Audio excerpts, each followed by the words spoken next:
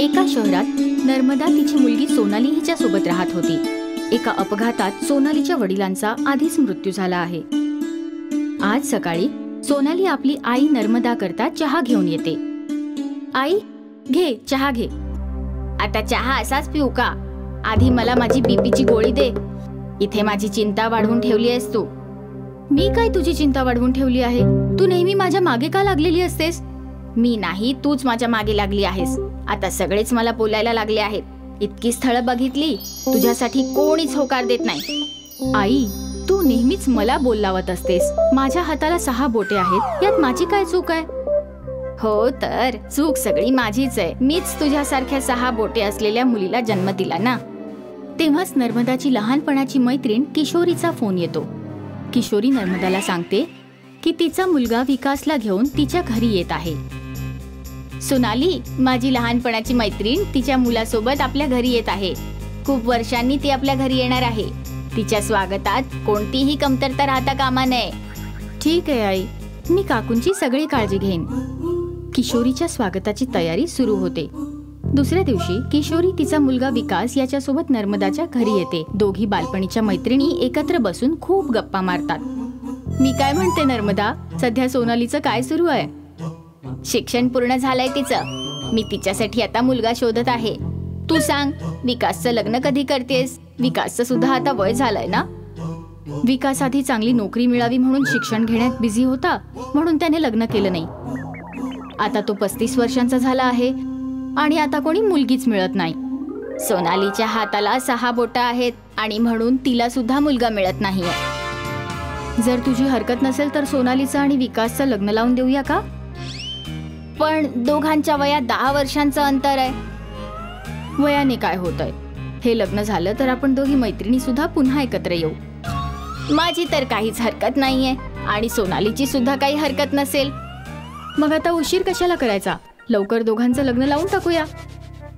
लवकरच सोनाली आणि विकासचं लग्न होतं। सासरी आल्यावर किशोरी सोनालीला सुरुवातीचे काही दिवस खूप चांगली वागणूक देते, पण हळूहळू तिचं वागणं बदलतं।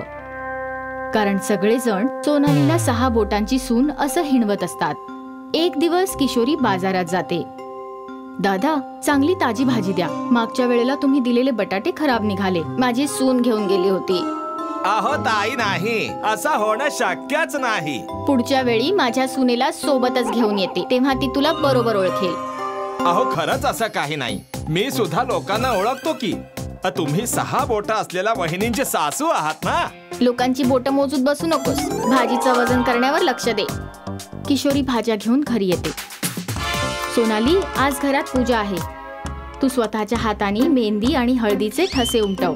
बाहेरून काही बायका सुद्धा येणार आहेत। ठीक आहे सासूबाई, मी सगळं व्यवस्थित करेन। किशोरी आराम करण्याकरता तिच्या खोलीत जाते। संध्याकाळी पूजा सुरू होते आणि सगळ्या बायका सुद्धा येतात। पण जेव्हा सोनाली पूजा करायला बसते, देवा देवा देवा, हा अपशकुन कसा काय केलास तू? 6 बोटांचे ठसे उमटवले। आता पाप लागेल तुला। आंटीजी, त्याचं काय आहे? माझ्या हाताला 6 बोटं आहेत। मी जाणून बुजून 6 बोटांचा ठसा नाही उमटवला। तिथे असलेल्या सगळ्या बायका खूप हसतात। सोनालीची खूप चेष्टा करतात। अगं किशोरी, 35व्या वर्षी मुलाचं लग्न लावून दिलंयस। आम्हाला तर वाटलं होतं की एखाद्या परीशी लग्न लावून देशील त्याचं, पण तू तर 6 बोटं असलेली सून घेऊन आलीस। असो, ठीक आहे, अभिनंदन। बायका भरपूर चेष्टा करून तिथून निघून जातात। हे सगळं पाहून किशोरीला खूप दुःख होतं। किशोरी खूप दुःखी होते आणि त्रासून जाते। थोड्या वेळाने विकास घरी येतो। विकास बाळा, माझ्याकडून चूक झाली। मी तुझं लग्न सोनालीशी लावून दिलं। काय झालं आई? सोनाली तर अगदी व्यवस्थित आहे। तिच्या 6 बोटांमुळे आपल्याला किती ऐकून घ्यावं लागतं। त्यात काय झालं आई? तिला 6 बोटं आहेत, त्यात तिची काही चूक नाही। आणि सोनालीचं बोलणं वागणं एका गुणी सुनेसारखं आहे। मग तिच्या शरीरावर असलेल्या एखाद्या व्यंगामुळे आपण तिला असं बोलणं बरोबर नाही। पण तिच्या 6 बोटांचं काय? सगळे शेजारी आपली चेष्टा करतात, त्याचं काय? आई, हल्ली मेडिकल सायन्स खूप पुढे गेलं आहे। आणि आपण ऑपरेशन करून एक बिनकामाचं तिचं बोट काढून टाकू शकतो, कारण ते तिच्या काहीच उपयोगाचं नाही. मला आता लोकांचे टोमणे ऐकवत नाहीत. जे काही करायचं आहे ते लवकर कर.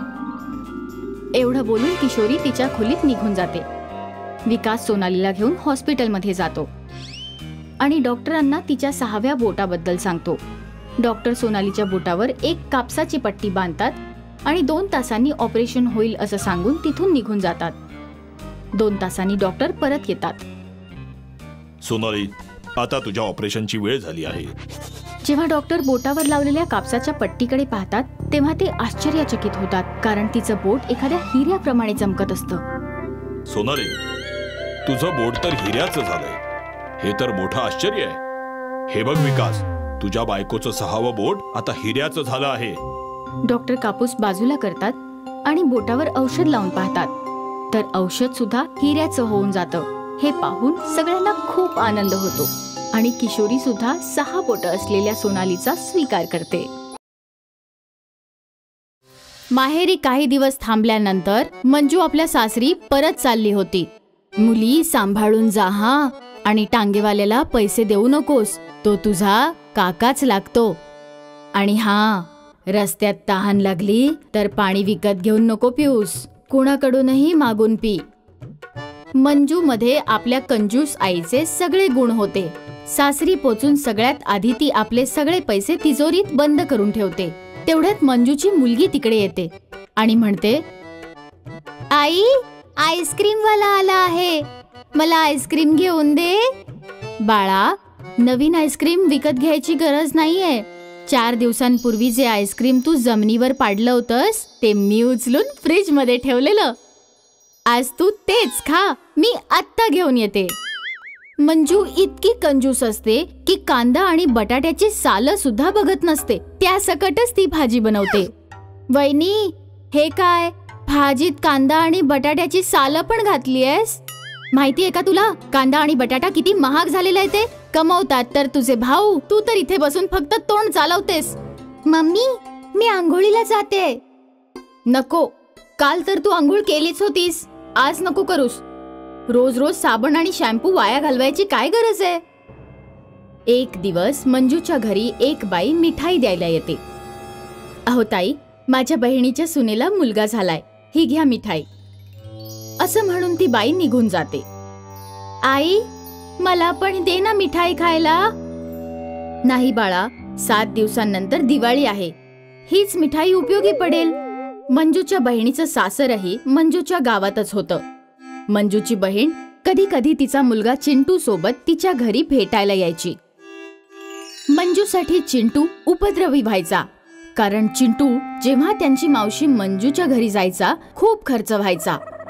मावशी, माझी चड्डी फाटली आहे, दुकानातून नवीन चड्डी घेऊन दे ना. बाळा, फाटलेली पॅन्टच घाल, इथे घरी तुला कोण बघायला येतंय? नाही, लोक मला नंगा नंगा म्हणून चिडवतील.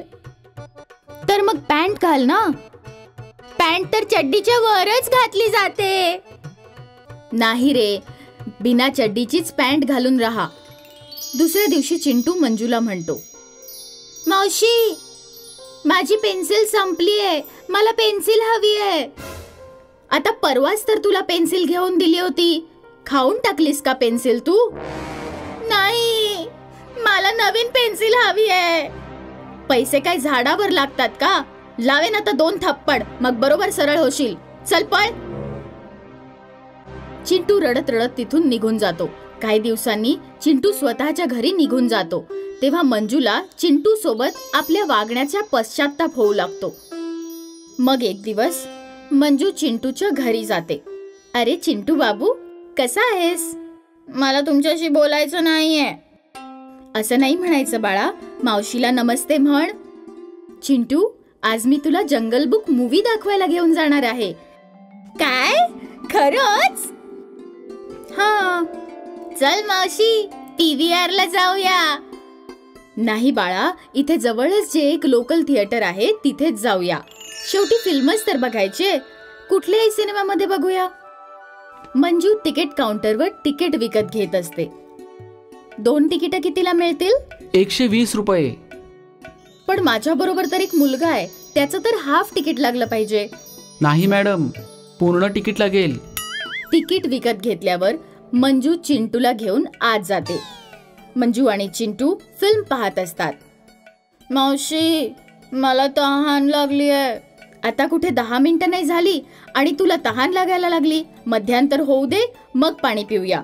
मंजू फिल्म पाहण्यात दंग होऊन जाते. जेव्हा मध्यांतर होते तेव्हा तिला समजतं की चिंटू तिच्या सोबत नाहीये.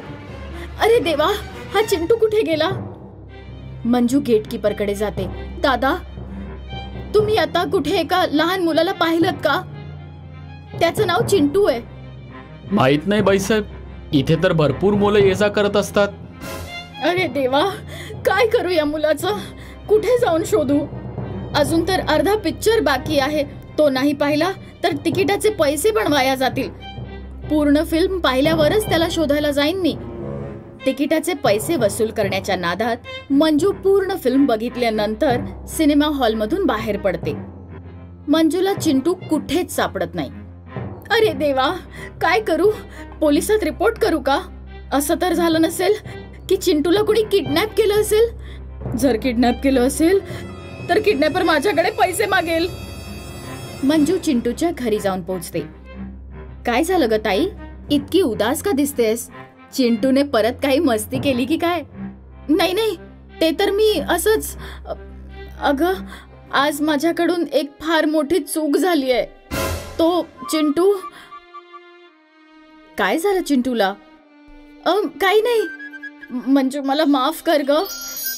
चिंटू माहित नाही कुठे हरवलाय. सिनेमा हॉलमध्ये माझ्या सोबतच बसला होता, पण मी फिल्म पाहण्यात इतकी रमले की समजलंच नाही की तो उठून कुठे निघून गेला. तेवढ्यात अचानकपणे चिंटू तिथे येतो. अरे चिंटू, तू कुठे निघून गेला होतास? मला मावशीने पाणी नाही प्यायला दिलं, म्हणून मी मूवी सोडून अर्ध्यातून निघून आलो. मग रस्त्यात मला माझे मित्र भेटले, मग मी त्यांच्यासोबत क्रिकेट मॅच बघायला गेलो. मला माफ कर ग ताई, इथून पुढे मी माझी कंजूसी सोडून देईन. त्या दिवशी मंजूला जाणीव झाली की अति कंजूसी चांगली नसते. कधी कधी थोडेफार पैसे वाचवण्याच्या नादात माणूस फार मोठ्या त्रासात अडकू शकतो.